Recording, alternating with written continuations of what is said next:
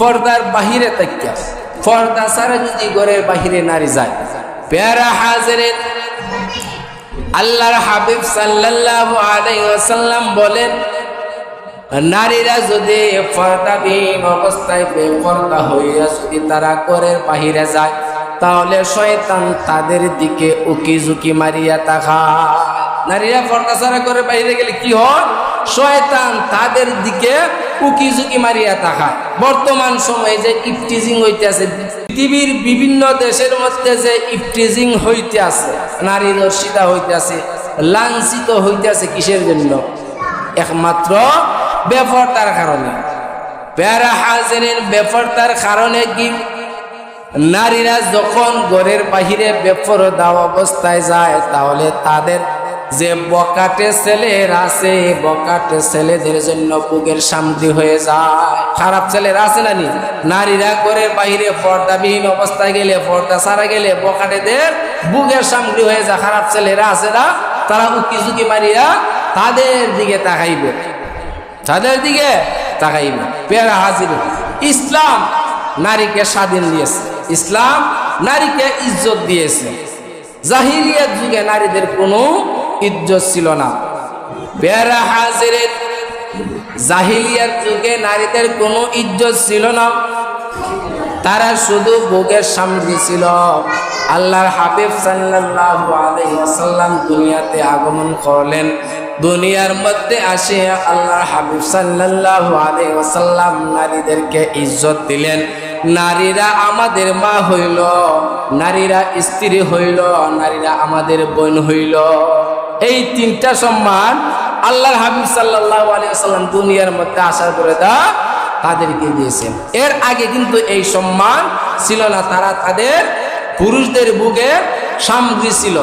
প্যারা হাজিরিন, বর্তমান সময়ে কিছুদিন আগে ইসলাম যে নারীদেরকে যে মর্যাদা দিয়েছে, ওই মর্যাদাটা নারীরা রাখতে চায় না। কয় না যে নিজের মর্যাদা নিজে চিনে না। নিজের মর্যাদা যে নিজে না চিনে, তাহলে প্রকাশ্য কি হয়? লাঞ্ছিত হয়। নিজের মর্যাদা নিজে রাখন লাগে। কুখ্যাত মহিলা তাসলিমা নাসরিনের কথা স্মরণ আসেনি? প্রায় 30-32 বছর হয়ে যাব, ঠিক আছে না? 30-32 বছর আগে কুখ্যাত মহিলা তাসলিমা নাসরিন একটা কথা বলছিলেন, ইসলামিক সাংঘর্ষিক কথা। সে বলছিল যে ইসলাম নারীদেরকে স্বাধীনতা দেয় না, ইসলাম নারীদেরকে দিয়েছে বুরকার ভিতরে তাকিয়া, তারা যাতে বুরকার যে নেকাব আছে ইটার ভিতরে তাকিয়া তারা যাতে দম বাইরিয়া মারা যায়। নাউজুবিল্লাহ। ইসলাম নারীদেরকে স্বাধীনতা দেয় নাই। তো এই কুখ্যাত মহিলা যে বুরকার বিরোধিতা করছিল, শেষ পর্যন্ত দেশের মুসলমান যখন বিক্ষোভ আন্দোলন করলো, শেষ পর্যন্ত আবার বুরকার ভিতরে তাকে সে নিজের জান লয়ে সিধা বাংলাদেশ থেকে পালাইছিল। বুরকাইয়ে তার জান বাঁচাইয়া দিছিল। নারীরা বলে ইসলাম তাদেরকে স্বাধীনতা দেয় নাই, নারীরা বলে ইসলাম তাদেরকে মর্যাদা দেয় নাই। অনেক মর্যাদা দিয়েছে। তারপর দেখেন কিছুদিন আগের ঘটনা, ইরান একটা ঘটনা করছিল কিছুদিন আগে, 1-2 বছর হইব। এক বেপরদা নারীরা ইরানের পুলিশে নিয়ে আসে। ইরানের পুলিশে তাই গ্রেপ্তার করে জেলের ভিতরে নিয়েছিল। জেলের ভিতরে যে কোনো একভাবে মারা গিয়েছিল। যখন জেলের ভিতরে মারা গেছে, তখন বিশ্বের বিভিন্ন দেশের মধ্যে নারীরা তারা আন্দোলন করছে, নারী আন্দোলন নামে।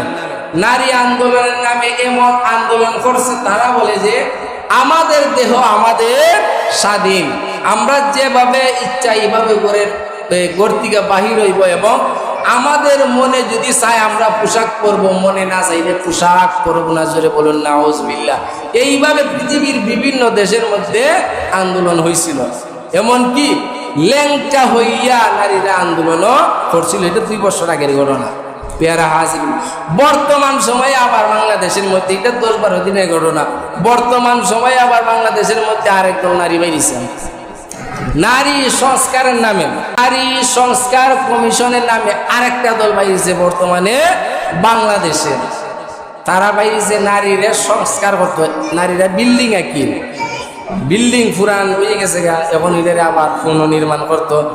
নারী সংস্কারের নামে যে একটা গঠন বাইরেছে, তারা কয়েকটা দাবির মধ্যে, কয়েকশো দাবি তারা মানে চাইতে চাই, তারা এটা বাস্তবায়ন করতো। কয়েকশো দাবির মধ্যে একটা দাবি হইলে গিয়া বর্তমান সময়ে বাংলাদেশে যে পতিতালয় আছে, পতিতালয় আছে, এই পতিতালয়কে বাংলাদেশ সরকারের স্বীকৃতি দিত, তাদেরকে কাজের মহিলা হিসেবে বাংলাদেশ সরকারের স্বীকৃতি দিত, এমনকি তাদেরকে বাংলাদেশ সরকার দিকে তাদেরকে মানে বেতন দিত। হাজিরিন, বাংলাদেশের মধ্যে যত দিন পর্যন্ত সত্যিকারী মুসলমান রয়েছে, একজন মুসলমান থাকাকালীন অবস্থায় বাংলাদেশের মধ্যে কোনো কোরআনের সাংঘর্ষিক আইন বাস্তবায়ন হতে দিবে না।